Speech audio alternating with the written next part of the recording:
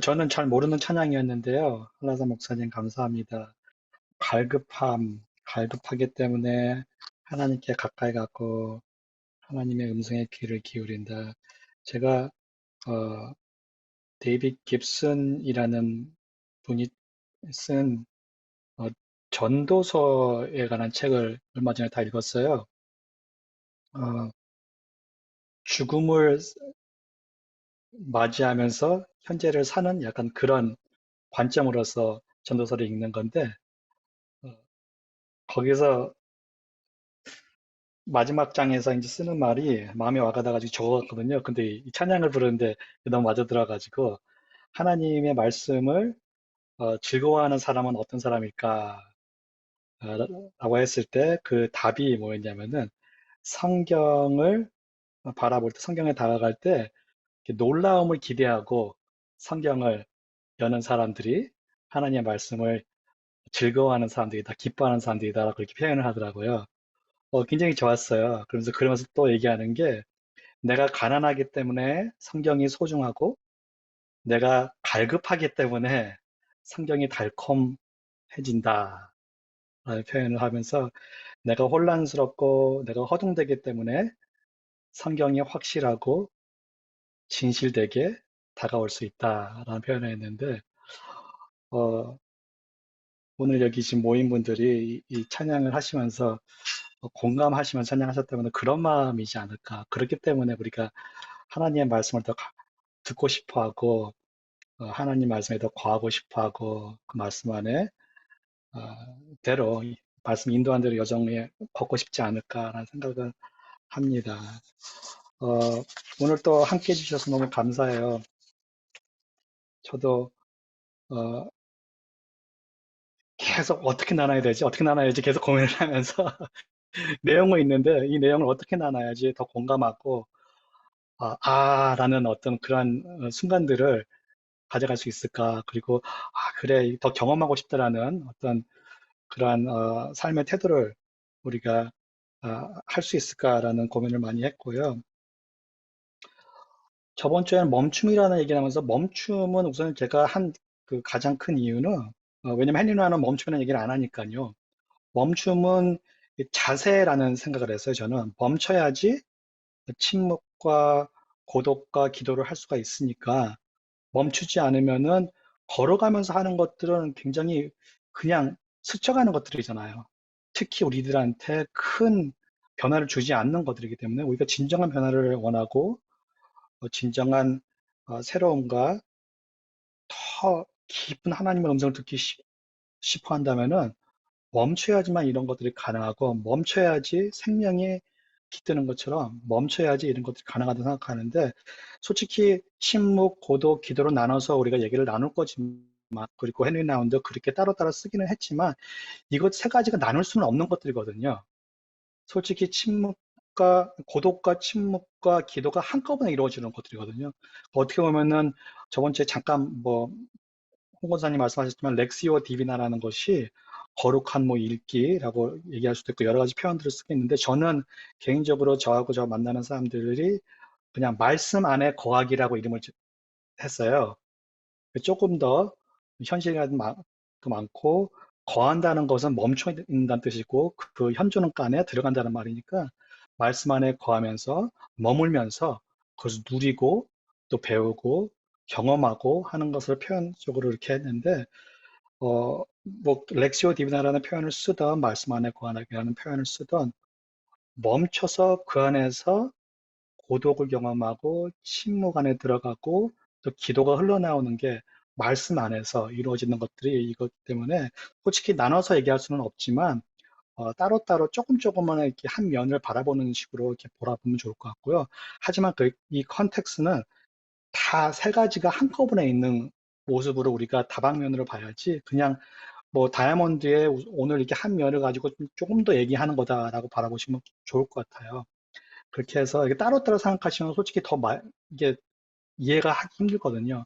동시에 이루어지는 거고, 진정한 고독이 있을 때 그 안에서 침묵으로 흘러나갈 수가 있는 거고, 침묵 가운데서 흘러나오는 기도가 진짜 우리를 변화시키는 기도가 될 수 있을 거다라는 헨리 나운이 말하는 것들이고, 그 안에서 멈춤을 좀 더 이해했으면 좋겠다라고 생각합니다.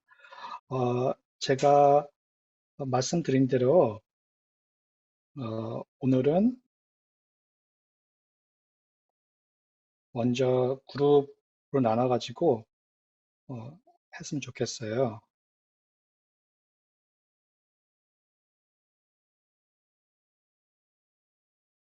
오늘 이 순서로 그냥 하긴 원하는데 오늘은 실제적인 침묵을 함께 했으면 좋겠어요. 이제 침묵하고 침묵 기도하고는 다른 것 같아요. 저희는 침묵을 하면은 저희 어머니도 이렇게 함께 했는데 침묵하자고 하니까 계속 중얼중얼 거리시면서 기도를 하시더라고요. 그래서 침묵은 기도를 하지 말고 그냥 있는 그 자리에 머무는 거. 그러니까 멈춤을 어떻게 보면은 실천하는 거죠. 지금 이 자리에 제가 오늘 우리 가족한테 설명한 것 중에 하나가 이런 걸 배운 적이 있어요. 침묵 가운데 들어간다는 것은 지금 우리 눈에 보이는 현실보다도 더욱더 어, 확실한 현실 가운데 들어가는 건데 그 현실이 무엇이냐면은 하나님이 나와 함께 계시다. 그는 내가 성령님을 통해서 하나님과 하나 되어 있다. 라는 현실 가운데 들어가는 건데 그 현실이 내 무의식이 그 현실 가운데 머물 수 있도록 그냥 그 자리에 머무는 거예요. 그러니까 뭐 계속 그렇게 생각하실 필요는 없는데 어, 그냥 이 자리에서 고요함 가운데 평안을 찾는 거라고 생각하셔도 되고 어, 숨을 쉬시면서 내 숨에 집중하셔도 되고 그냥 내 들리는 거에 집중하셔도 되고 여러 가지 생각이 나면은 생각이 나는 대로 너무 그거를 막 뭐 떨쳐내거나 내가 왜 이러지 자책하지 마시고 그냥 흘러가는 대로 침묵 가운데 가만히 있으시면서 그런 것들을 그냥 그렇구나라고 받아들이시면 좋을 것 같아요. 제가 원래 보통 5분을 하는데요. 5분도 어색하게 또 처음 하시는 분한테는 굉장히 힘들 수도 있는데 제가 7자라는 넘버를 좋아해가지고 오늘 한번 7분으로 한번 시작을 해볼게요. 7분의 묵상, 침묵을 하는 시간을 갖는데 이렇게 편안하게 앉으셔가지고 있는 자리에서 눈을 감고 그 7분 동안의 침묵을 가지도록 하겠습니다. 시작하겠습니다.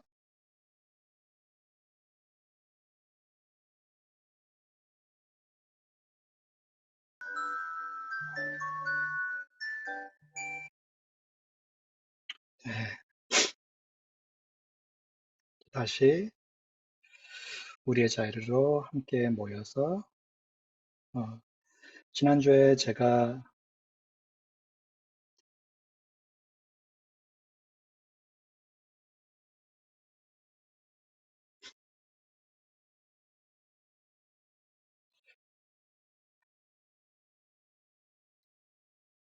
지난주에 드렸던 실천인데요.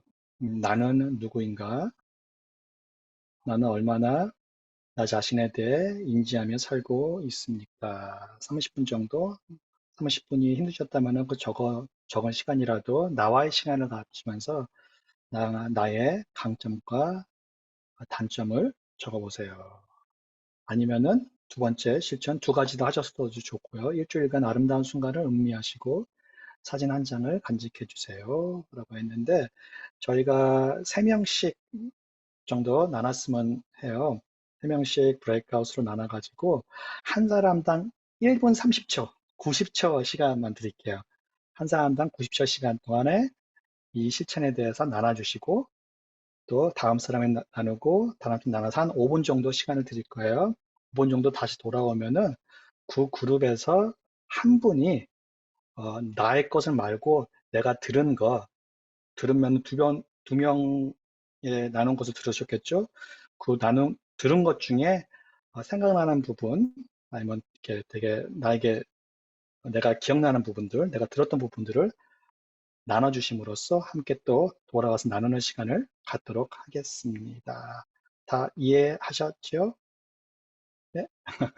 그러면은 지금 함께, 어, 우리 세 명씩 그러면 브레이크다운 소그룹으로 나눠주시겠어요? 짧지만 그래도 되게 즐겁고 의미 있는 나눔이었으면 좋겠습니다. 저희 그룹이 몇 가지 그룹 나눴는데 한 여섯 그룹 나눴었을 것 같아요. 여섯, 일곱 그룹? 그룹에서 한 분이 그냥 발표식으로 이렇게 나눴으면 좋겠는데, 특별한 발표 없고, 제가 이제 두 분의 나눔을 들었잖아요. 제가 들은 거, 누구라고 이름 안 해주셔도 되고, 제가 누구누구가, 어, 이러한 실천을 하셨고, 그 실천에 대해서 이러한 것들을 나누는 것을 들었습니다. 라고 그냥 그렇게 짧게 나눠주시면 좋을 것 같아요. 두 명 중에 한 가지만 나누셔도 돼요. 제가 들은 거. 어, 저희 그룹 먼저 시작할 수 있을까요? 서준아 님이, 네, 어디 가셨지? 네. 어, 아, 한 분의 나눔이 그 아들의 과제 때문에 바닷가에 음악회를 아내분하고 이제 같이 가서 그 가족 단위로 그 와서 그 오케스트라 연주를 그 바닷가에서 아름다운 풍경과 함께 들으면서 행복하셨다고 하셨고요. 한 분은 자신에 대해서 생각해 본 거를 말씀해 주셨는데 너무 겸손하게 아무 생각 없이 살았다고 말씀해 주셔서 아, 겸손하게 표현하신 게 되게 인상적이었습니다. 이상입니다. 감사합니다. 또 다른 그룹에서 한번 나눠주세요. 그룹 2 번호가 아까 있었던 것 같아요. 아, 그랬나요? 네, 저는 저희 그룹 너머를 못 봤네요. 그렇군요. 네, 제가 하겠습니다. 저희는 단점이라고 말씀해 주셨는데, 이미선 집사님이 이렇게 하나님 앞에 거하고 싶은데, 그러면 자꾸 기도 제목이 막 떠오른다. 제가 이렇게 기도 제목을 갖고 계속 기도하는 게 단점이라고 얘기를 할 만큼 기도를 많이 하시는 분이라서 저로서는 굉장히 은혜가 되었는데, 본인의 단점으로 이렇게 말씀을 해 주셔서, 요번 이 강의 동안에, 3주 동안에 특별히 주님 안에 돌아가려고 애쓴다. 그렇게 시작이다라고 말씀드렸고요. 네, 두 분은, 이름은 말씀해 주시 마시고요. 그냥 네. 누구가 그런 말을 하는 걸 들었다라고 말씀해 주시면 네네네. 좋겠습니다. 네. 그리고 두 분은 핸드폰 사진을 보여주셨는데, 하나는 물 흐르는 것을 집중을 해서 볼 때 좋았고, 한 분은 달을 바라보면서 그렇게 그 하나님의 임재를 느끼고 아름다운 음, 순간이었다라고 했고, 이건 제가 나눈 건데, 저는 오늘 출근하면서 놀랐고, 늘 강아지 풀, 길가에 있는 풀들 있잖아요. 그냥 이렇게 잡초처럼 푸는 풀에서 저는 항상 어려서부터도 그게 하나님의 임재를 느끼는 것 같습니다. 감사합니다. 네, 다음 그룹, 내가 들은 것만 나눠주세요.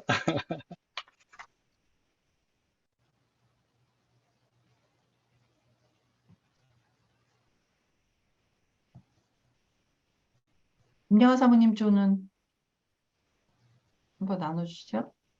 네,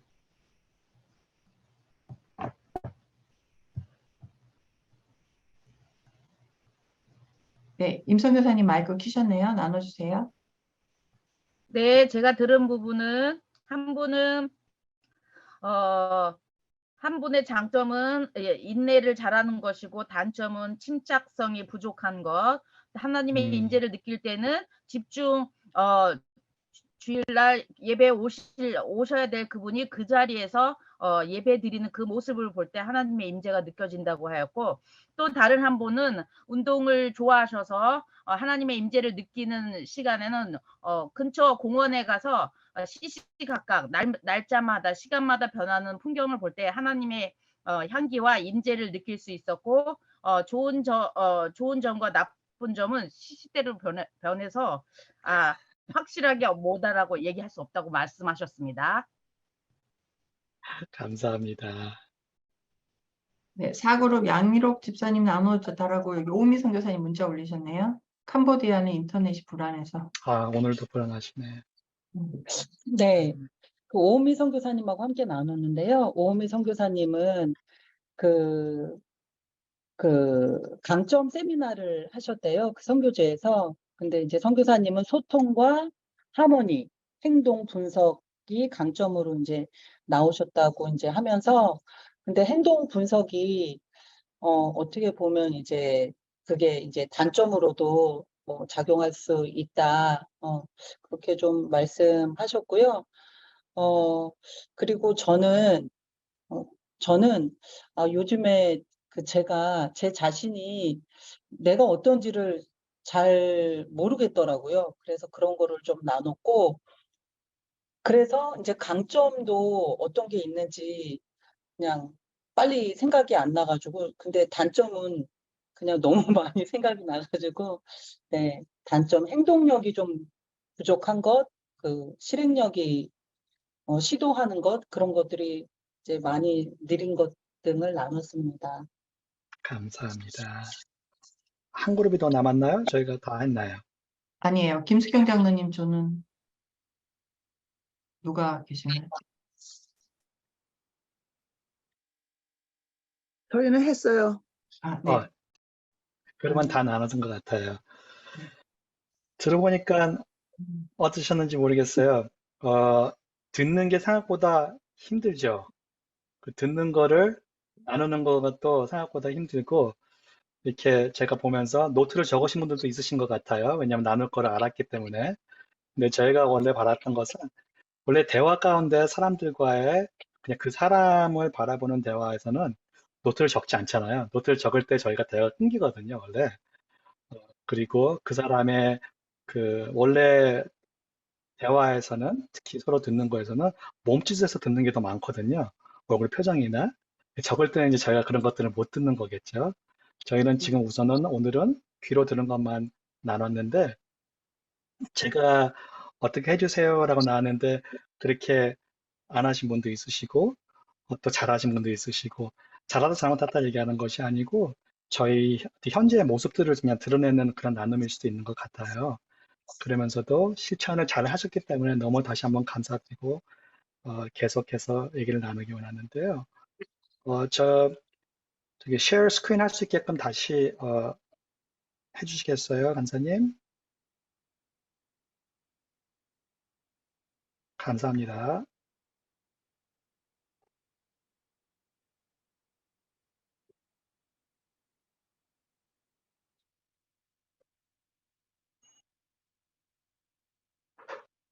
네.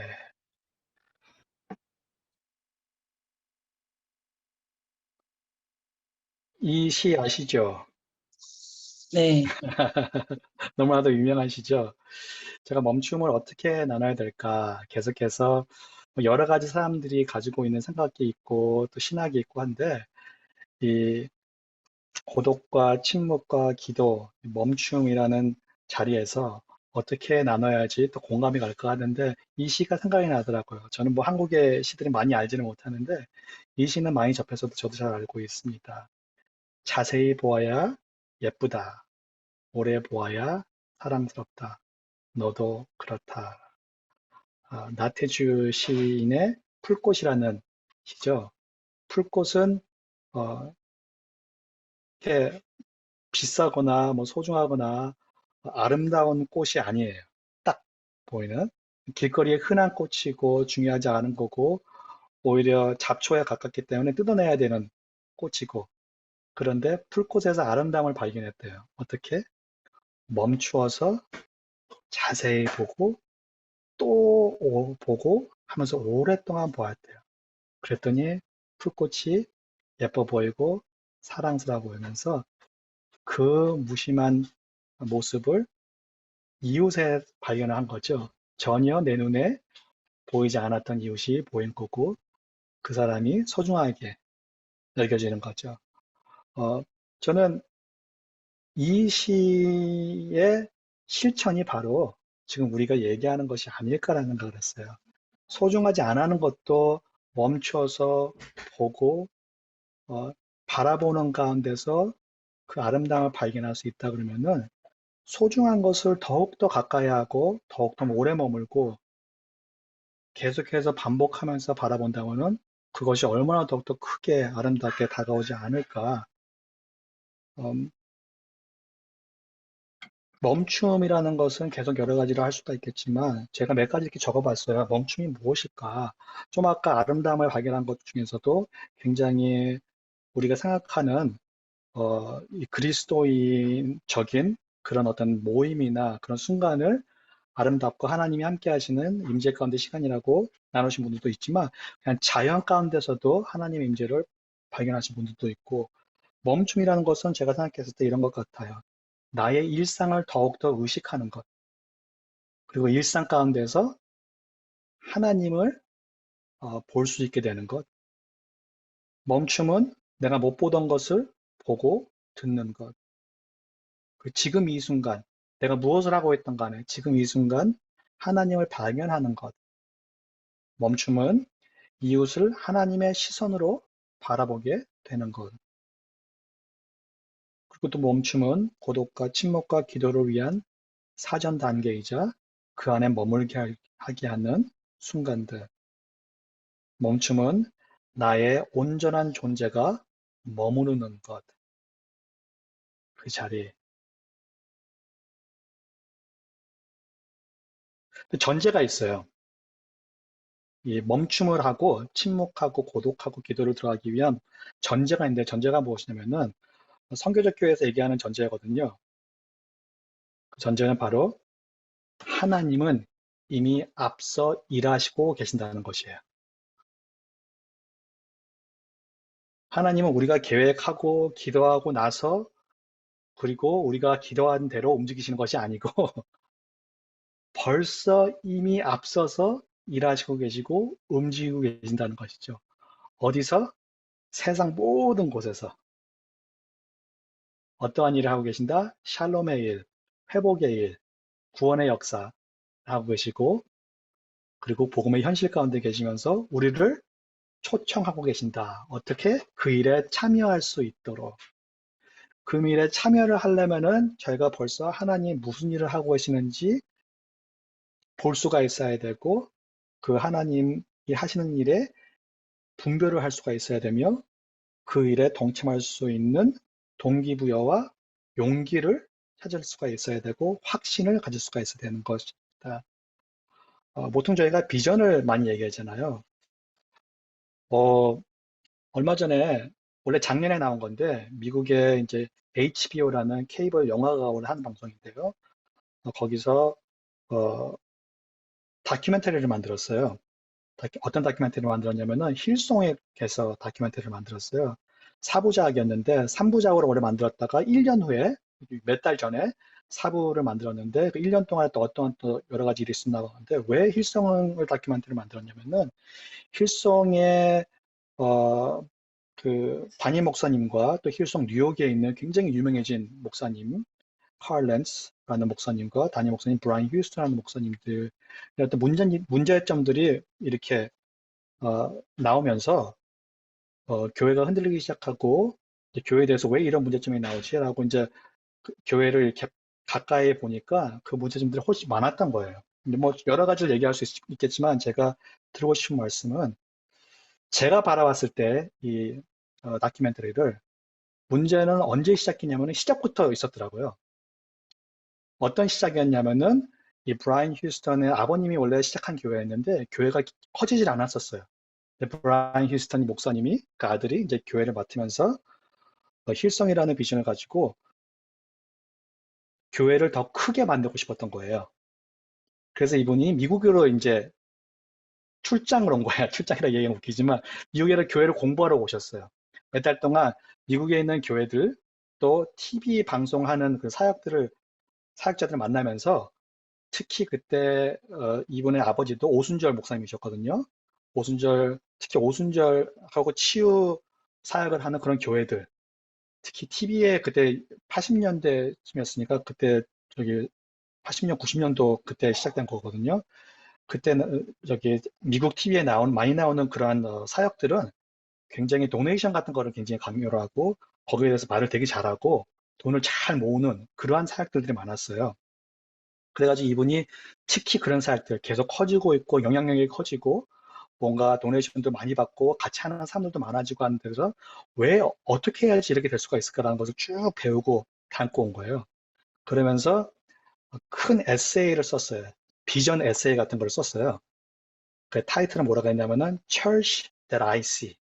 내가 바라본 교회라고 하면서 교회 쭉 적으면서 이제 그 교회를 만들어 가자고 사람들은 이제 동기부여를 시작하고 언어들이 바뀌고 조금 더 카리스마틱한 게 이제 설교와 대화를 하기 시작하고 거기에 필요한 사람들을 구하기 시작하고 세우기 시작하고 하면서 이제 만들어진 게 힐성이고 성공적으로 된 모습이 힐성이거든요. 근데 문제는 성공이었다는 게 이게 문제인 거죠, 솔직히. 왜냐하면은 그 시작이 비전으로 시작됐는데 비전이 바로 내가 보고 싶은 것들, 내가 하고 싶은 것들에 대한 비전이었던 거죠. 어, 되게 무섭죠, 어떻게 보면은. 왜냐하면은 비전은 원래 내가 성취하기 위해 할 목적에 시선을 집중하는 것이 아니거든요. 근데 저희가 대기업들이 성장하고 또 교회들이 성장하는 그런 순간 가운데 비전이라는 것이 성취해야 할 목적으로 변한 게 되게 많은 것 같아요. 비전은 사랑하기 때문에 시선을 공유하는 것이거든요. 내가 하나님을 사랑하기 때문에 하나님이 바라보는 것을 같이 바라보는 것. 그러면서 그 여정을 같이 걷는 게 비전인데 하나님이 나에게 비전을 주셨다고 믿음이 굳어지는 순간 그 비전이 내가 성취해야 되는 일처럼 돼버리는 것이죠. 그래가지고 많이 이렇게 교회가 커지면서 망가지고 망가진 게 너무 심하게 망가져가지고 리더십만 무너지는 것이 아니고 사회에서까지 이 교회를 향한 시선이 궁금증으로 변하고 이단이란 이지 않을까, 그러니까 사회를 아예 망가뜨리는 그러한 모습이 된 것이 아닐까라고 얘기할 수 있을 정도로 간 모습을 보면은 그 내 성취감안에 사로잡힌 또 우리가 흔히 얘기하는 어, 영향력을 늘리는 어, 그 모습에 빠져가지고 실제적으로 나의 모습을 잃어버리고 나의 자아를 잃어버리고 하나님이 누군가를 더 이상 못 바라보는 그런 자리에 머물러서 내가 지키고 싶은 것들만 내가 성취한 것들만 지키고 하는 그러한 능력, 힘만 더 들어가는 것이 그러한 교회로 그러한 단체로 그러한 공동체를 변한 것이 아닌가라고 하는 그러한 생각을 가지게 됐어요. 더 많은 생각들이 있고 하지만 어, 그렇게 변해가는 교회의 모습들이 너무나 많다라는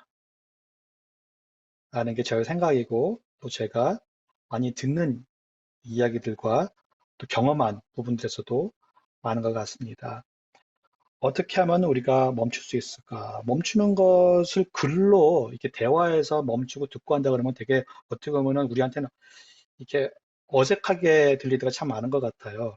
그런데 그림을 바라보면은 그림에서 우리가 더 잘 알아갈 수 있을 것 같은데 누가복음 10장 41절 42절에는 그가 많이 아는 마리아와 마르다의 예, 이제 두고 예수님께서 말씀하시는 거죠. 마르다가 집으로 초청했어요.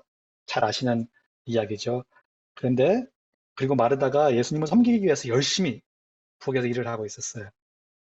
그리고 마르다는 마리아가 자기를 도와주기를 원했어요. 왜냐면 혼자 하려니까 일이 너무 많았던 거죠. 근데 마리아가 예수님 앞에서 그냥 가만히 예수님이 하는 얘기만 듣고 있는 거예요.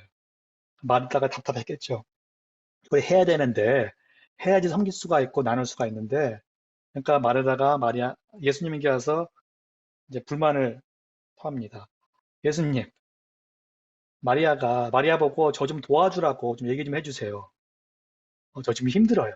그러다 예수님께서 대답하시죠. 마르다야, 마르다야. 두 번을 불러요. 네가 많은 일로 염려하고 근심하나 몇 가지만 하든지 혹은 한 가지만이라도 족하니라. 마리아는 이 좋은 것을 택하였으니 빼앗기지 아니하리라 하였느니라.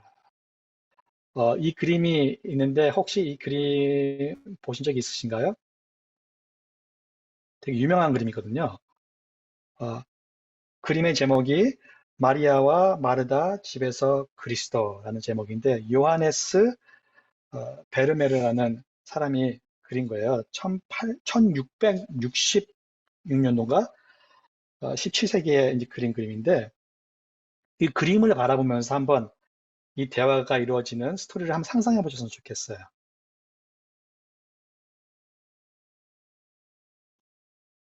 예수님이 손이 지금 누구를 향하고 있죠? 마리아를 향하고 있죠. 어, 그리고 마리아는 가만히 듣고 있는 거죠. 어떻게 보면 약간 멍하니 있는 것 같기도 하고. 근데 예수님의 시선은 누구한테 가 있나요? 마르다에게 가 있어요. 뒤에서 일하고 있는 마르다. 그리고 예수님의 이, 이 몸은 마르다와 더 가까이 있어요.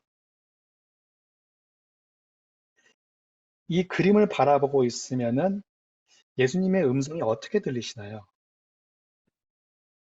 저는 개인적으로 이 그림을 바라보기 전에는 예수님의 음성이 굉장히 마리아를 다그치는 것처럼 들렸어요. 야, 마리아, 너 왜 그러니? 어? 마르다야, 왜 그러니? 마리아가 지금 얼마나 잘하고 있는데, 어? 너나 조금 천천히 좀 해라. 약간 그런 식으로 들렸었거든요, 여태까지. 근데 이 그림을 계속 바라보고 있는 순간, 예수님이 마르다를 바라보는 표정이, 당연히 이것은 뭐 예수님의 이 성경 구절이 이렇다는 것이 아니고, 이 화가가 묵상과 자기의 상상 안에서 그린 것이지만, 이 화가의 모습이 내가 여태까지 상상하는 모습과 다르다는 것. 그리고 화가가 표현한 이 그림을 바라보면서 이 마리아와 마르다의 이 이야기 안에 있는 이 표현과 상상이 내 안에서 바뀌고 있다는 것. 그러면서 이 스토리가 더욱더 풍성해진다는 것. 저는 이 풍성함을 누릴 수 있다는 것. 언제? 우리가 멈추고 바라봤을 때. 그리고 우리를 놀라게 하는 것들을 말씀 안에서 경험했을 때.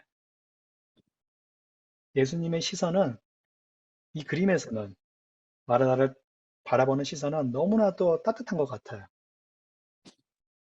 그리고 오히려 더 간절하신 거가 아닌가라는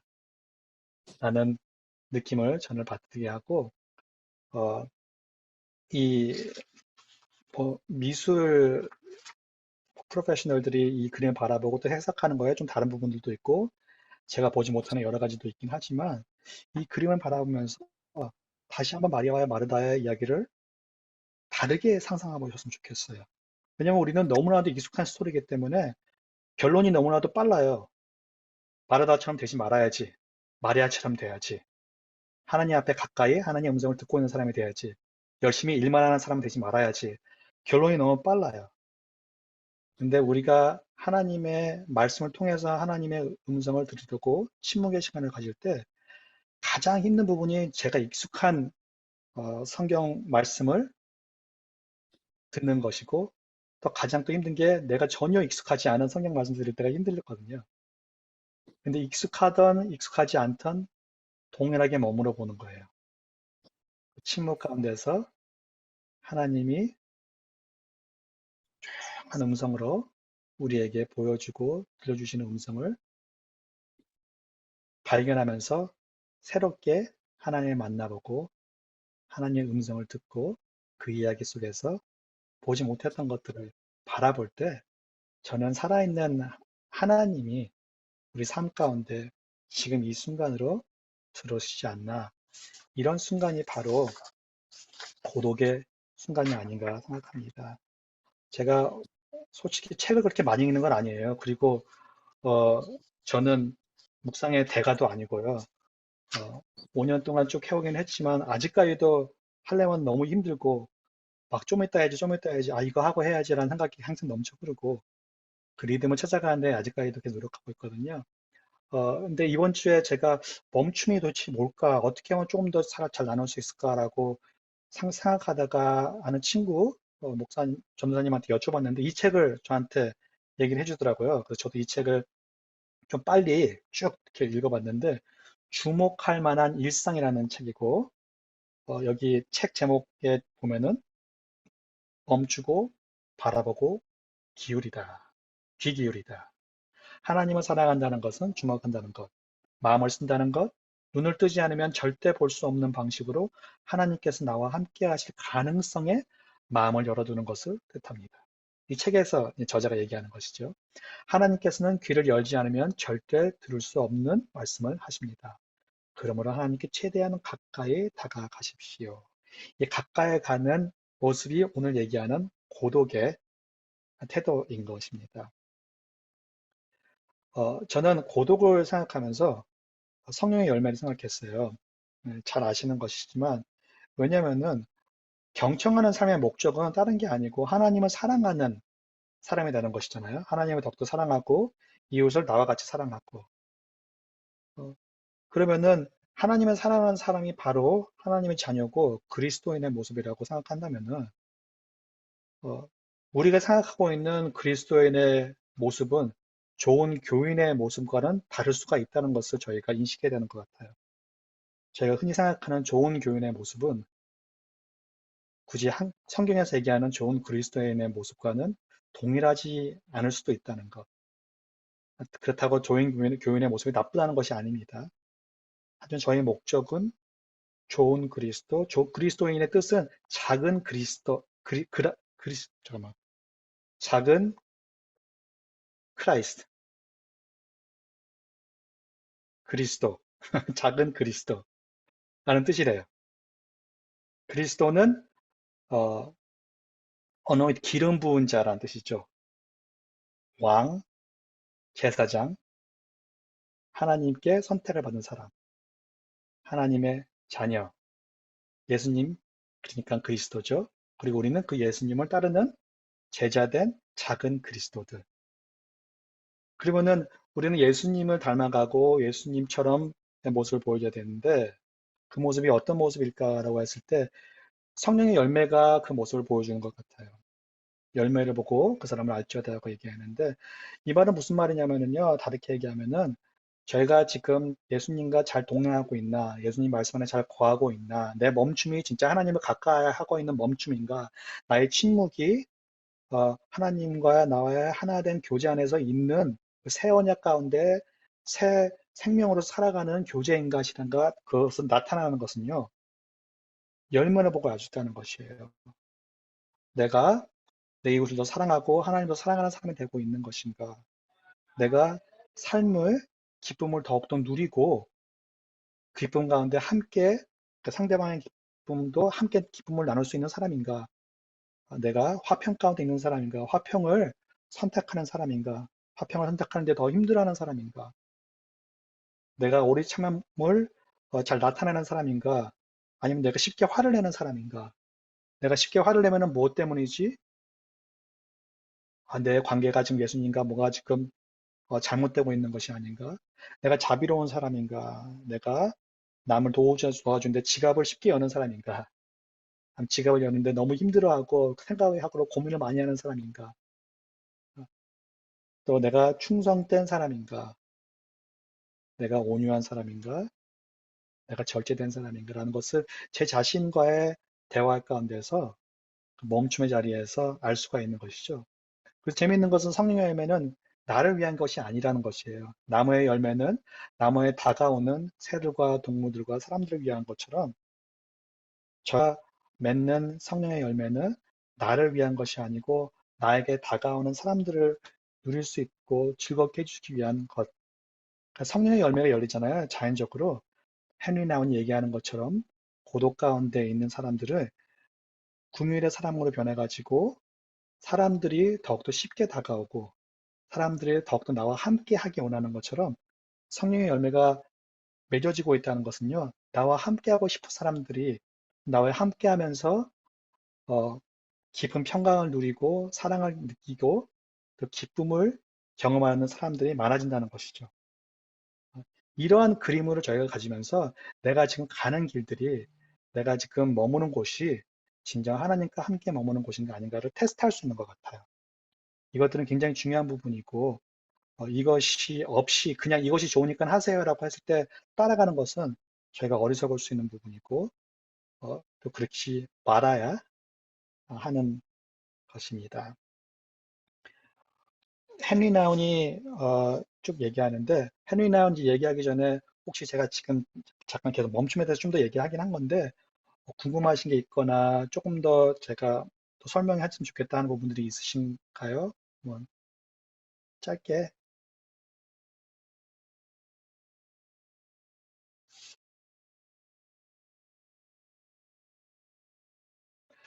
헨리 나운이 사회적 정황을 얘기하죠. 이 책을 쓴 동기.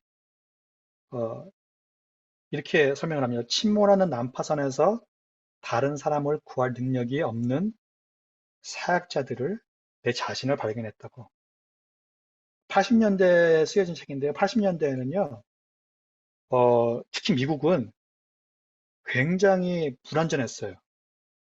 러시아와의 관계 안에서 핵폭탄의 전쟁이 언제 나올지 모르는 상황에서 언제든지 세상이 멸망할 수 있다. 언제든지 핵전쟁이라는 세계대전으로 들어갈 수가 있다.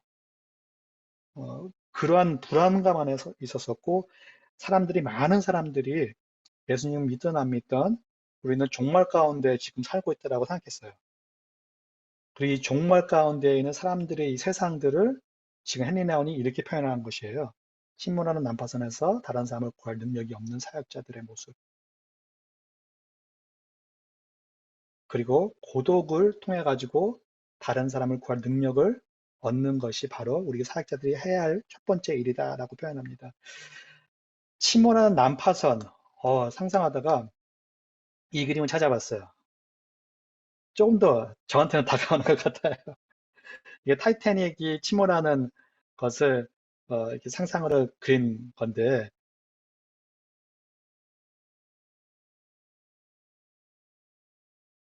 처절하죠.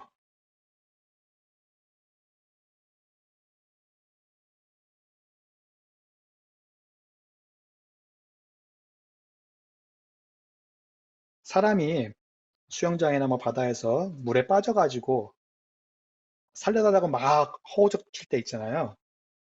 그럴 때 수영을 잘하는 사람들 또 이렇게 119에서 이렇게 구조하는 사람들이 하는 얘기가 있어요. 그럴 때 빨리 물에 들어가면 안 된다. 우선은 바라보고 그 사람이 힘이 빠질 때까지 기다려야 된다. 그리고 그 사람이 더 이상 허우적거리지 않을 때 그때 빨리 물에 들어가서 수영해서 그 사람을 끌고 나와서 살려야 된다라고 얘기를 합니다. 어, 이런 상황 가운데 너무나도 위급하기 때문에 우리가 빨리 누군가를 구원하려고 물에 뛰어든다면은 거의 같이 죽겠죠. 음. 비행기에서 보통 비행기를 많이 타보신 분들은 아시겠지만 비행기에서 산소호흡기가 이제 위험한 상황인데 내려올 때 어떻게 하라고 이제 설명을 해주는 게 있어요.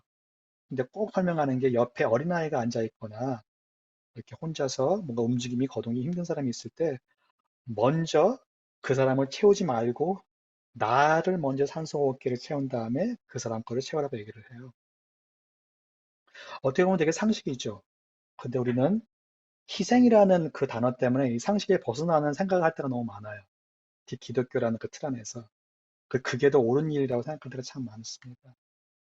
저는 오늘 제 딸아이와 대화를 하면서 이 그림이 더욱 현실처럼 다가왔어요. 그리고 80년대에 헨리 나운이 얘기했던 이 침몰하는 난파선의 현실이 오히려 지금 이 포스트 모던 시대에 더욱더 현실적이 있는 상황인 것 같다는 생각을 했습니다. 의도적인 건 아니었는데요. 저희가 오늘 전도서 말씀을 마지막으로 끝내면서 이제 정체성 얘기를 하고 하나님을 더욱더 가까이 하는 사람이 되자라고 얘기를 하는데 특히 제 딸아이의 태도가 너무 그냥 짜증난다 이런 태도를 갖는 거예요. 그래서 물어보다가 보니까 솔직하게 대답해달라고 내가 나한테 뭐라고 안 할 테니 하나님을 믿니? 라고 했는데 안 믿는다고 하더라고요. 하나님을 알고 싶니? 그랬더니 별로 알고 싶지 않대요. 여태까지 저희 딸은 굉장히 저희 말을 잘 듣고 함께하고 노력하고 하는 그런 되게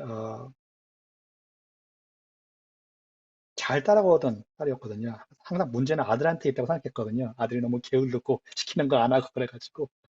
근데 딸애가 딱 그렇게 얘기하는 순간 왜냐 그런 느낌이 있었거든요. 요새 들어서 이제 대학교를 가려고 하는데 어, 그러다 보니까 좀 추궁을 했다가 얘기를 마쳤는데 아들이 저한테 와서 이제 얘기를 하다가 나중에 얘기를 하면서 조금 그냥 멈췄으면 좋았을 텐데 중간에 나중에 얘기하자고 그러면서 저한테 그러는 거예요. 아빠 진짜 지금 세대에는 하나님을 믿는다는 게 진짜 힘든 것 같다고. 나도 솔직히 하나님을 온전히 믿는다고 말을 못하겠다. 하지만 하나님을 더 믿고 싶고 알고 싶기는 하다. 쉽지는 않다. 왜냐, 어, 주위에서 항상 얘기하는 것들이 뭐냐면은 어, 네가 네 존재가 누구라고 할 수 있는 그런 파워가 너한테 있다. 딴 사람이 하고 무슨 얘기를 하든 딴 사람이 말하는 거에 끌려다니지 말아라. 네가 네 자신을 이끌어가야 된다. 너한테 그 능력이 있기 때문에 네가 그걸 사용해야 된다. 그런 메시지가 계속 흘러나오고 있는 것이에요. 복음 전파를 하잖아요. 복음은 진리를 얘기하는 거기 때문에 이것이 오직 유일한 길이라고 얘기하는데, 그렇게 유일한 길이라고 얘기하는 것은 오히려 그게 그 사람한테는 어뷰즈가 된대요. 그게 되게 폭언이래요. 왜냐하면 그 사람의 생각을 존중해주지 않는 것이니까. 그리고 그리스도는 되게 폭언적인 종교래요. 그리고 기독교인들은 이중적이에요, 다. 이분적인 삶을 살고 있는 게 기독교인들이어가지고 믿을 수가 없는 존재가 된 게 바로 기독교라고 얘기합니다. 그래도 제 아들과의 이제 대화에서 위로를 조금 얻은 것은, 그래도 엄마 아빠는 조금 다른 것 같아가지고 엄마 아빠가 믿는 하나님은 내가 좀 알고 싶은 마음은 있다. 쉽지는 않다. 왜냐면은 매일매일 들려오는 소셜 미디어와 SNS와 뭐 바라보는 넷플릭스와 뭐 친구들과의 대화와 학교에서의 배우는 것들이, 모든 것들이 얘기해 주는 것들은, 기독교까지 포함한 종교들은 다 이단적인 것이다. 나를 헤아리는 것들이고 나한테 필요가 없는 것이다라고 얘기한다는 것이에요. 그렇기 때문에 이 안에서 하나님을 안 믿는 것은 당연하다는 것이에요. 그 외에 또 다른 말들을 하긴 했는데 그 말을 듣는 순간, 아, 우리는 확실하게 지금 침몰하는 대주위에 있구나. 아, 내가 더욱더 고독과 침묵과 내가 변화하는 기도 안에 머물면서 그 안에 있을 때 하나님이 구원의 역사를 이루어주시겠구나. 제가 이제 전에 유대인 사람들이 하는 발미츠바, 그러니까 발미츠바가 유대인 남자는 14살 때, 여자는 13살 때 성인식 하는 거예요. 여러 가지 의미가 있는데 그 의미 중에 하나가 뭐냐면은요, 어, 특히 아들한테 이런 대화를 한대요. 아버지가, 네가 여태까지는 하나님을 알아가고 사랑하고 하나님과 걷는 것을 내가 가르치고 내 가르침 안에서 어, 내 책임으로서 그것을 네가 배워왔지만, 이제 네가 어른이 된다는 것은 네가 너와 하나님의 관계에 대해서 책임을 진다는 것에 있다. 너는 어른이다.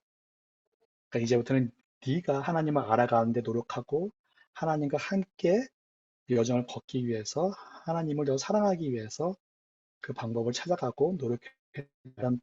그런 선포가 포함되어 있다고 해요. 오늘 하나님께서 저한테 그런 것들 다시 상기시켜 주시더라고요. 근데 마음은 슬프지만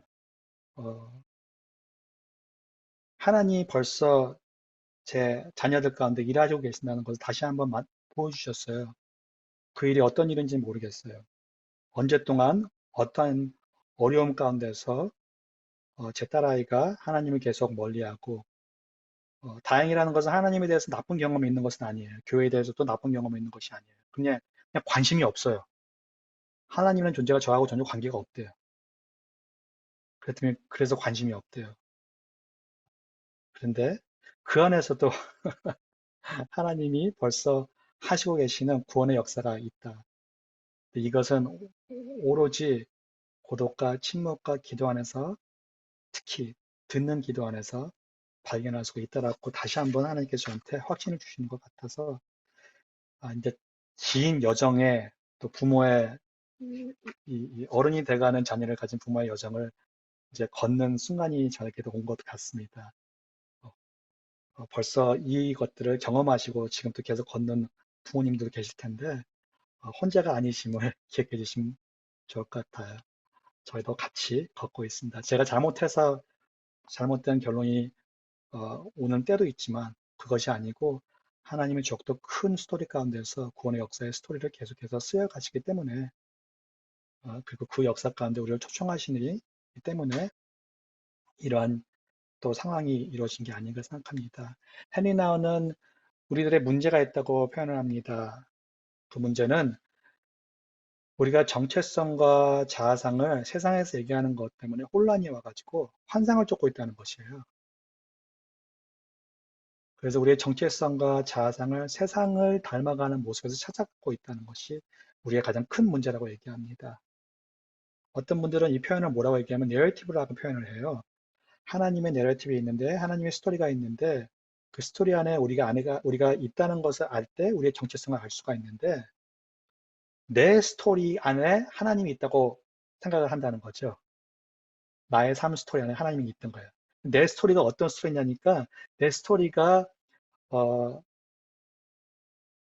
일어나서 공부를 열심히 해가지고 좋은 학교를 가고, 좋은 학교를 가야지 그 다음에 좋은 잡을 얻고, 좋은 잡을 가져가지고 좋은 신랑감 신부감이 돼가지고 좋은 결혼을 해서 풍족한 삶을 살아가고, 나한테 필요한 것을 아낌없이 가질 수가 있고, 그러면서 내 가족의 자랑이 되는 사람이 되고, 이러한 스토리를 쓰여가는 게 내 삶의 스토리라는 것이에요.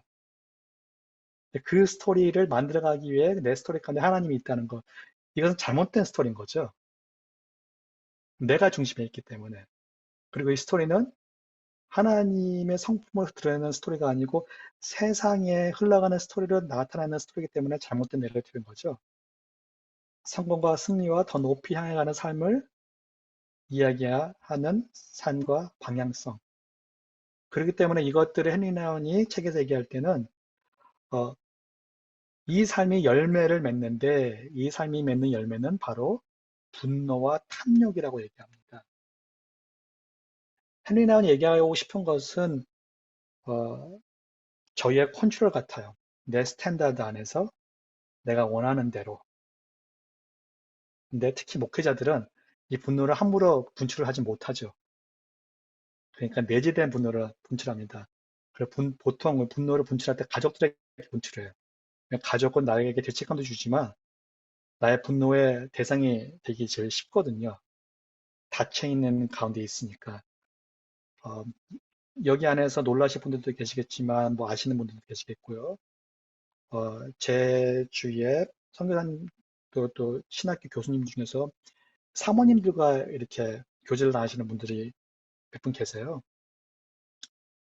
들리는 얘기 외에도 이렇게 닫힌 이런 소그룹에서 사모님들과의 나눔 가운데서 들리는 것을 제가 얼핏 들을 경우가 있거든요. 그럴 기회들이 있는데, 저를 항상 놀라게 하는 것은 무엇이냐면은 미국에서도 지금 순간에서도 집안에서 폭력을 행하는 목사님들이 아직까지도 많다는 것이에요. 실제적으로 언어 폭력과 또 육체 폭력을, 주먹을 쓰는 목사님들. 반대로 또 맞고 사는 목사님들도 계시더라고요. 폭력을 휘두르는 사모님들도 요새 많아지고. 우리는 처음 딱 반응이, 저도 그랬거든요. 내가 분노와 탐욕은 그건 나의 문제는 아니지라고 생각했는데, 분노와 탐욕 가운데 있는 것이 뭐냐면은 컨트롤이에요. 컨트롤.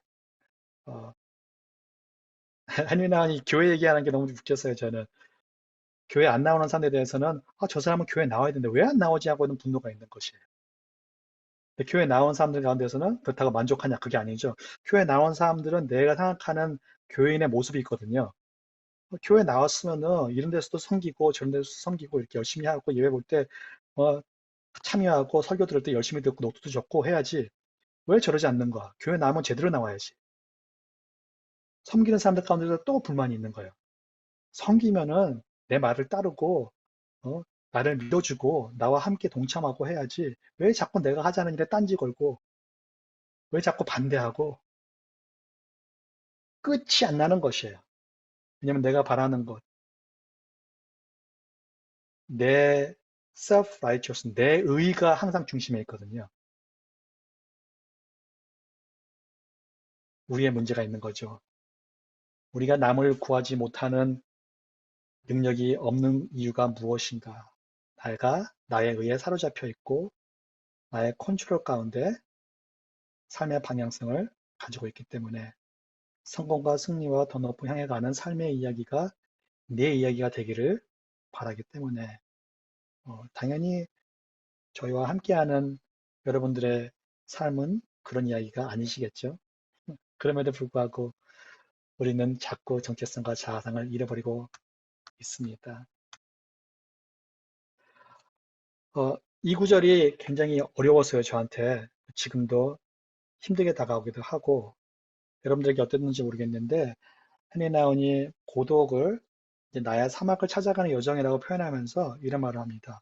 이런 광야가 없으면 다른 사람들에게 복음을 전하다가 우리 자신의 영혼을 잘못 썼네요. 잃게 된다. 잃게 된다가 아니고 잃게 된다. 동의하시나요?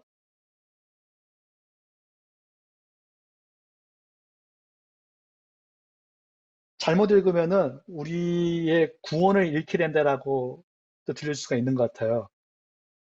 근데 지금 헨리 나운이 얘기하자고 하는 부분 중에 하나는 우리의 구원을 잃을 수가 있는지 잃을 수가 없는지에 대한 부분을 얘기하는 것이 아닙니다. 우리의 자신, 우리의 정체성, 하나님과 관계 안에서의 나의 모습을 얘기하는 것이에요. 어떻게 보면은 처음부터 없었을 수도 있죠. 이 광야가 무엇일까? 이 광야가 무엇일까? 보면은 헨리 나운이 얘기하는 고독의 광야들이죠. 옛 자아가 죽고 새 자아가 태어나는 곳, 변화의 장소요 새 사람이 출현하는 곳. 호세아 2장 14절 말씀이 개인적으로 제가 가장 좋아하는 성경 구절 중에 하나예요.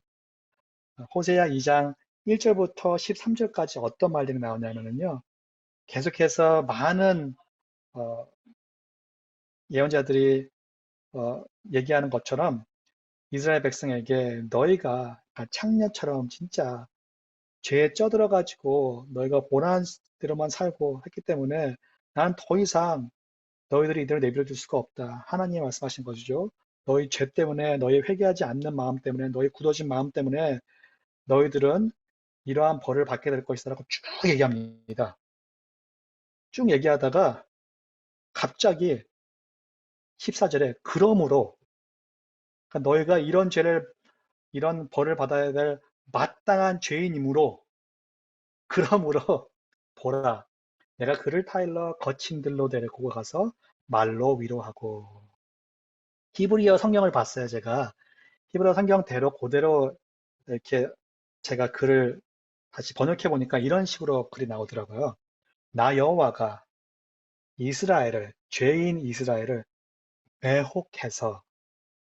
매혹해서 어, 어, 꼬셔서죠. 근데 나쁜 일로 하는 게 아니고 나의 매력들을 보여줌으로 내가 얼마나 사랑스러운지를 보여줌으로 나를 따르게 해서 사막 혹은 광야로 데리고 가서 그의 마음을 위로해 줄 말을 하고 헨리 나운이 얘기하는 고동의 광야는요.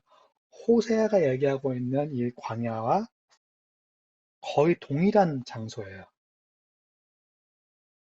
하나님이 초청하고 계신 고독의 자리, 광야. 헨리 나운은 예수님의 광야에서 40일 동안 계신 이야기를 잠깐 나눕니다. 그리고 마귀가 어떻게 그를 꾀려고 했는지 설명하죠. 다 아시다시피 신기한 것은 마귀가 성경 구절을 가지고 예수님을 꾀려 한다는 것이었어요. 그 예수님은 동일한 성경 구절로 하나님의 마음을 나타내는 어, 어, 말씀으로써 그 잘못된 거짓을 부인하고 진실 가운데 머무는 것을 알게 됩니다.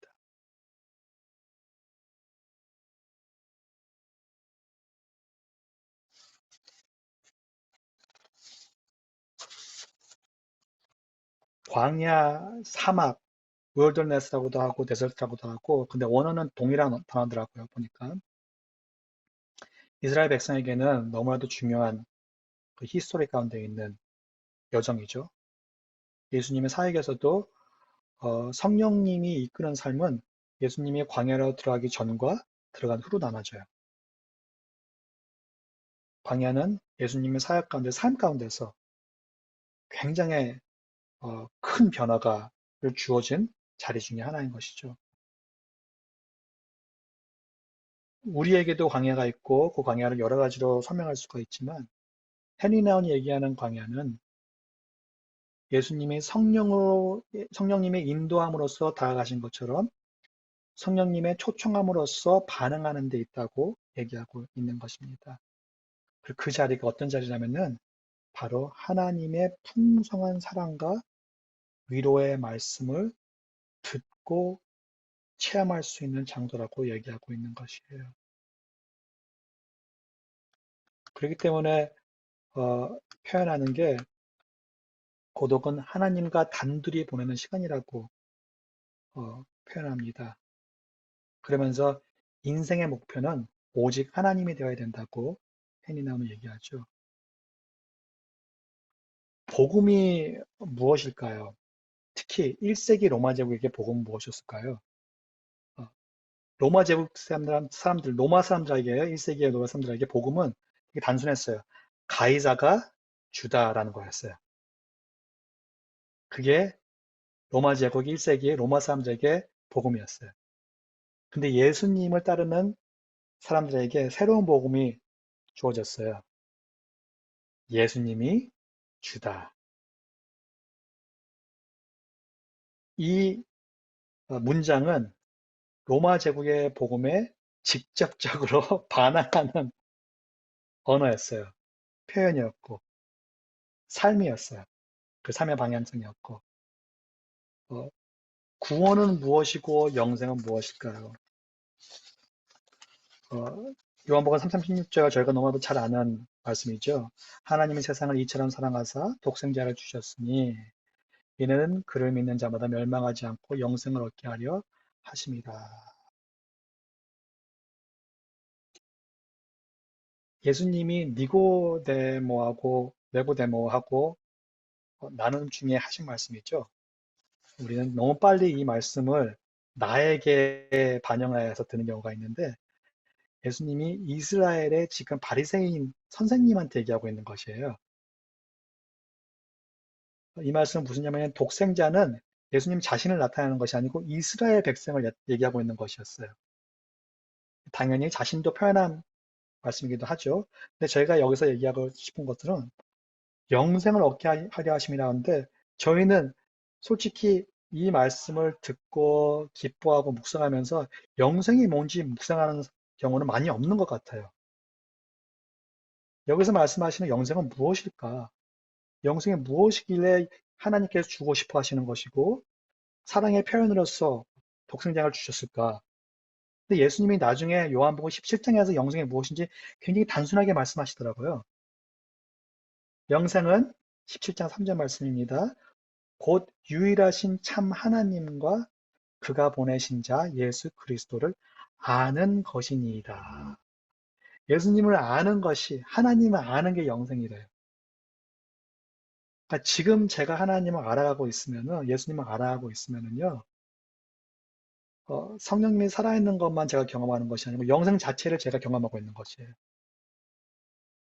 영생은 미래에 있는 것이 아니고 현재에 벌써 시작하는 것이죠. 하나님의 나라가 벌써 임하였도다 하는 것이 하나님의 나라가 시민으로서 그러니까 그 안에서의 내 정체성을 찾음으로써 나는 벌써 영생을 누리고 있는 것이에요. 영생을 누리고 있는 사람들은 무엇을 할까? 계속해서 하나님을 알아가는데 머물 수 있다는 것이죠. 그 머물길 원하고. 아까 말씀드렸죠. 하나님을 알고 있다는 것을 우리는 어떻게 알 수 있습니까? 라고 이 전도서 제가 읽은 책에서 이렇게 얘기해요. 어떻게 아느냐면은 내가 하나님의 말씀을 듣고 그 말씀을 기뻐하는가에 따라서 알 수가 있대요.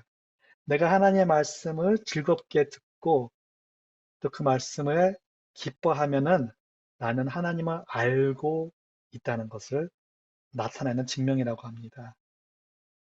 그렇기 때문에 놀라기를 기대하면서 성경에 다가가래요.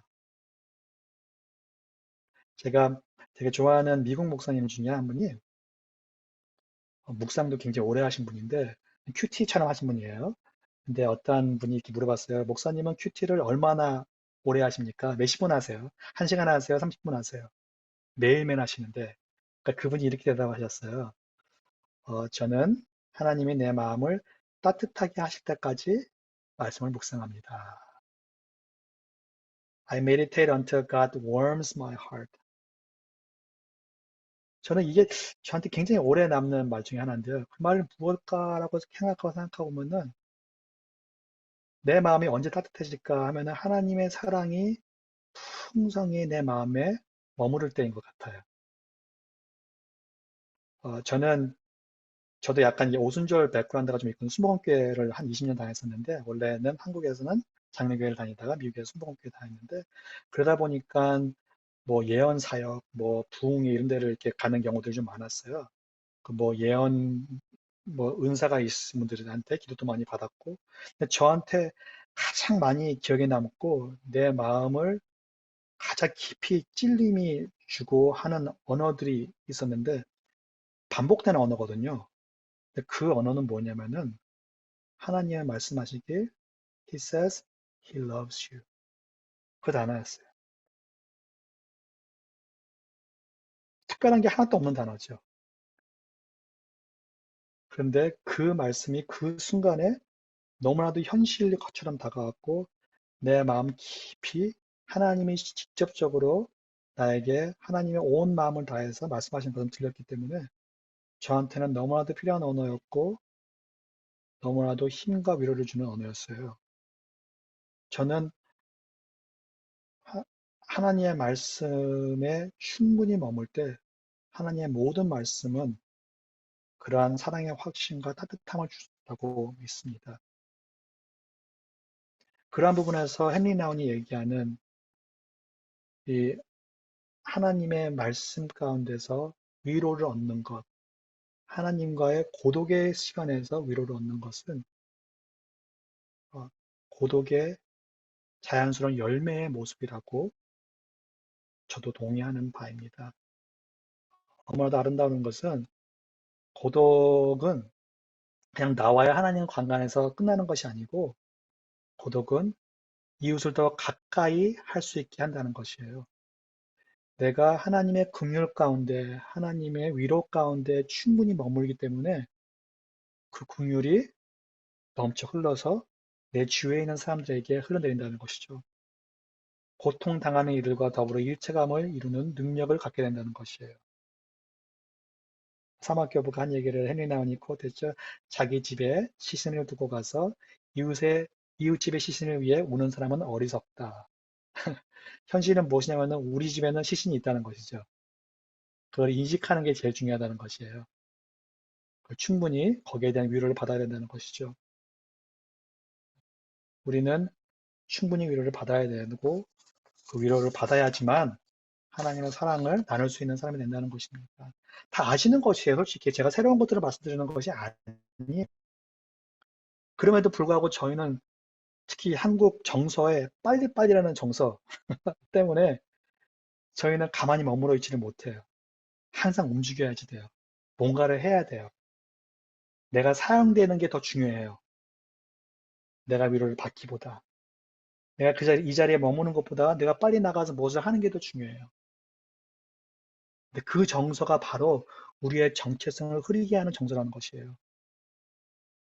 성경적인 정서는 다르다는 것입니다.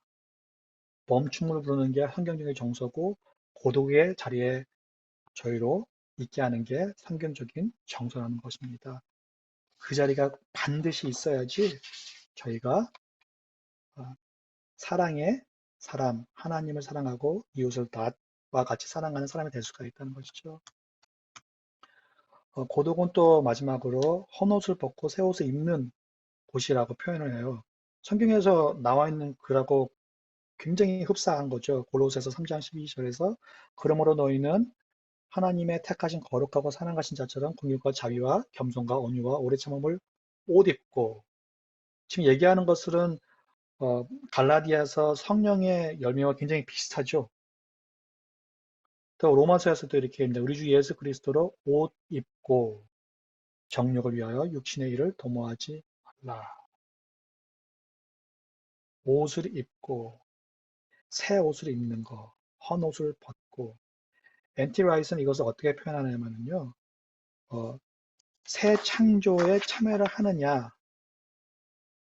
아니면은 옛날 사람으로 살아가느냐 두 가지를 두고 얘기하더라고요. 새로운 창조에 참여를 한다는 것은 사도 바울이 얘기하는 것처럼 내가 예수님의 십자가의 사역으로서 부활의 역사로서 새 창조의 새로운 사람으로 거듭났다는 것을 믿고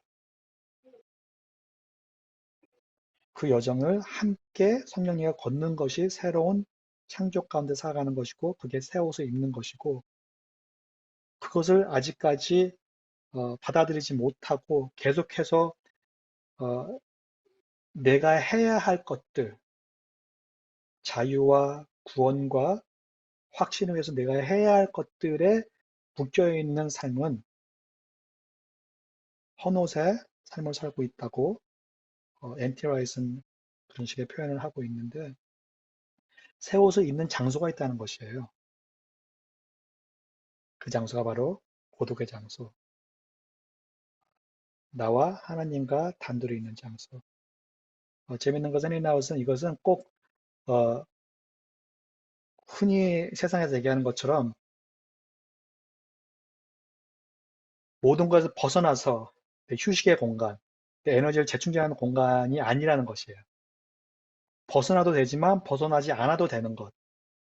지금 내 일상의 순간에서 자리에서도 가능한 것. 그것이 고독의 장소고 또 고독의 순간이라고 표현하는 것인데 그것은 그 부분마저 저희가 세상과 다르게 바라볼 수 있다는 것도 저에게는 되게 중요한 부분인 것 같습니다. 어,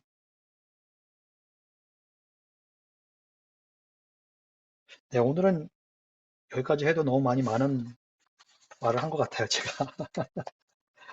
혹시 오늘 들은 것 중에서 또 헨리나는 책 읽으면서 이 부분은 잘 동의를 못 하겠다, 힘들다, 이해하기 힘들다 그런 부분이 있으면은 또 한두 가지 나눠주실 수 있으시겠어요? 제가 슬라이드를 우선 잠깐 끄겠습니다.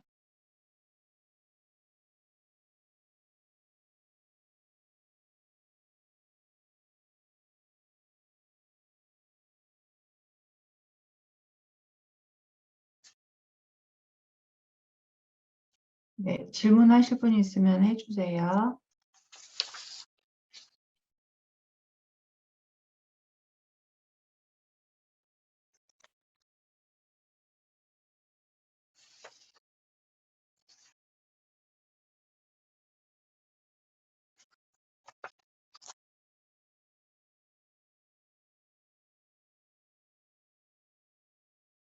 저는 고독과 침묵, 물론 다른 단어니까 달리 느껴지고, 여기 뭐 고독, 침묵에 대해서 이제 다음 시간에 할 거지만, 우리가 책을 이제 받았으니까 이 침묵이 고독을 조금 더 보강하고 완성한다라고 헨리 나우인이 이렇게 말을 했는데, 그리고 이 침묵은 아무것도 안 하는 건데, 그게 고독을 행동으로 실천하는 게 침묵이다. 이렇게 표현이 되어 있어요. 네, 근데 맞아요. 저는 아직도 완전하게 이 고독과 침묵이 이렇게 그 차이를 조금 이렇게 정확하게 저는 조금 잘 모르겠더라고요. 네. 헨리 나운이 뭐 여러 가지 정의를 내리고 제가 그 정의들을 많이 나누긴 했는데요. 나누기 사실 힘든 것 같아요. 특히 헨리 나운이 얘기하는 고독은 우리가 지금 흔히 표현하는 고독과 다르기 때문에 어, 하지만 그렇다고 그 지금 우리가 알고 있는 고독을 완전히 뭐 반대하느냐 그건 또 아니거든요. 네. 그것을 포함한 그 이상의 음, 자리를 얘기하고 있는 것이고 하지만 침묵을 하면서 고독이 없을 수는 없다는 거죠. 고독을 하면서 침묵은 없을 수 있지만 침묵을 하면서 고독은 없을 수는 없어요. 그러니까 침묵에 꼭 포함되는 이유 중에 하나가 그것 같아요. 그리고 제가 표현하면 어떻게 보면은 헨리난이 계속 얘기하는 이 침묵은 아니 고독은 그 사막 교부가 얘기하는 하나님 음성을 들었잖아요. flee 도망가라.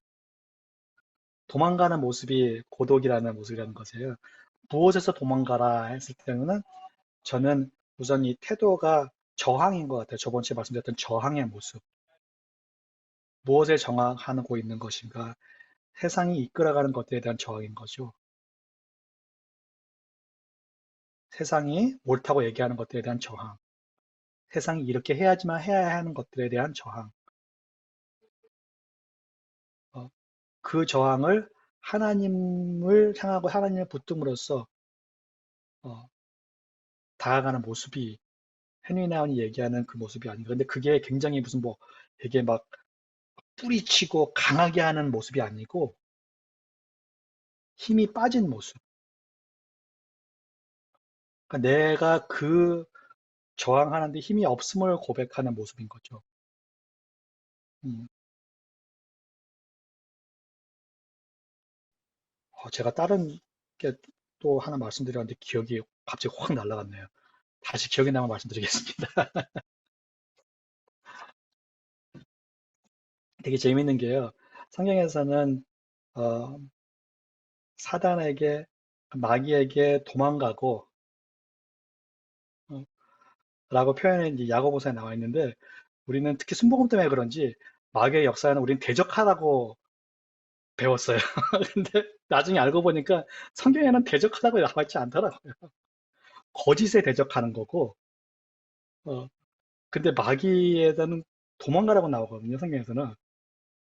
근데 우리가 대적해야 할 부분과 도망가야 할 부분은 착각할 때가 되게 많은 것 같아요. 분별력이 부족한 거죠. 아니면은 말씀 가운데 거하기를 못해서 그런 걸 수도 있고, 내 욕심일 수도 있고. 근데 지금 헨리 나운이 얘기하는 이 정황 가운데서는 도망가는 모습을 그리고 있다는 것이에요. 그러니까 뒤를 어, 차 운전하다가 내가 가던 길이 잘못됐다고 인식했기 때문에 차를 돌리는 거예요, 그냥. 어떻게 보면 굉장히 단순한 거죠. 어, 내가 가고 있던 내 자신을 막 자책하는 것도 아니고 화내는 것도 아니고 인식하고 돌리는 거예요.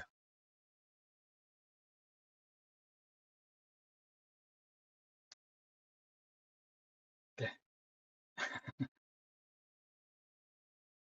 그러니까 여기서 말할 때 아까 지금 이제 목사님은 도망하라는 말을 표현을 하셨는데 지금 여기서 보면 그게 이제 그 상황을 벗어나라. 거기서 그렇죠. 굳이 싸우지 마라. 네.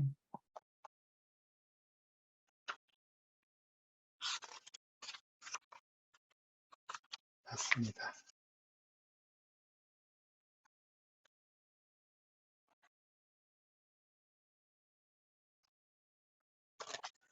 저도 굉장히 의문스러웠어요. 진짜 고독의 침묵의 시간을 많이 가지면은 내가 말을 더 많이 하지 않아도 사람들이 나와 함께 있는 것으로 더욱더 위로고 사람들이 어, 더 존중을 받고 하나님의 사랑을 느낄까라는 궁금증이 굉장히 컸거든요.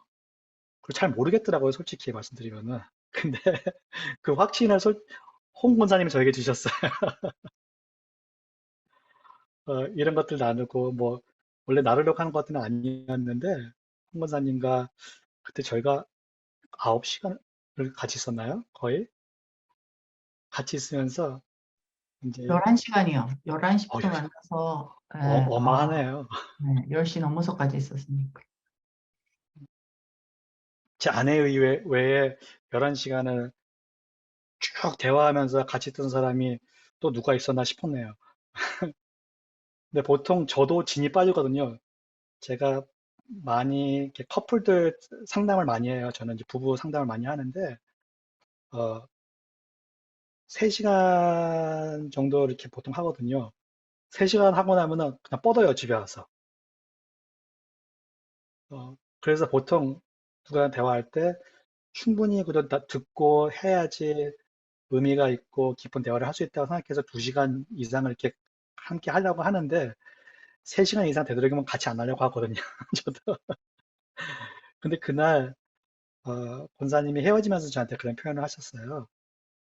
음, 그러면서 저한테도 확신이 온 것 같아요. 어떻게 보면은. 그리고 이런 부분들을 저도 계속 아, 아, 하나님이 진짜 한인한 얘기한 것들을 경험하시게 하시는구나.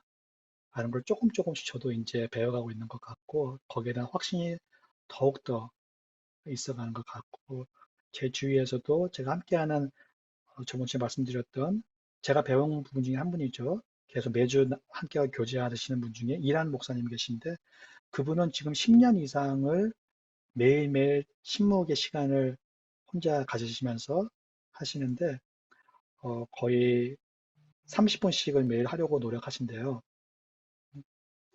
근데 어쩔 때는 좀 더 길게 하실 때도 있고 그런데 말하는 거를 무지 좋아하세요. 말도 되게 빠르시고 그런데 가장 힘든 사람이 어머니래요. 일하는 어머니도 한국 어머니하고 굉장히 비슷하시더라고요. 전 세대 분들하고 굉장히 아들에 대해서 불만도 많으시고 성공하지 못한 어떤 그런 모습에 대해서 실망도 많으시고 그러면서 바라는 것들에 대해서 계속 많으신데 그래서 함께 있으면 굉장히 어려워 하시는데 얼마 전에 이란에서 이제 어머니가 오셔서 한 달을 같이 계셨던 거예요. 너무 힘드셨대요, 자기는. 말도 조심하고 함께 있으시고 했는데 자기는 잘 모르겠는데 목사님의 사모님이 한 달 동안 그를 바라보시면서 침묵을 꾸준히 해왔던 남편의 모습이 확실히 그 어머니와의 관계 가운데서 반응하고 대화하고 태도가 다르다는 것을 설명해 줬어요. 그리고 침묵 가운데 확실히 더 하나님이 주관하시는 모습들이 너무 많이 보였다. 이 목사님이 어머니와의 대화에서 반응하는 것이 아니고 그런 부분들이 봤을 때 이 여정이 쉬운 여정은 아니구나. 왜냐면 내가 확 느낄 수 있는 내가 변화되는 모습을 확 볼 수 있는 여정이 아는 것이에요. 하지만 확실히 변화되고 있는 모습인 것. 그 부분은 제가 말씀드릴 수 있는 것 같아요. 이게 동기부여가 될지 오히려 어, 반대가 될지 잘 모르겠네요. 네. 아, 감사합니다. 시간이 다 네, 돼서 더 이상 질문은 받지 않겠고요. 오늘 숙제가 저희한테 있나요? 네. 네. 제가 하나 준비했는데요. 올려드릴게요.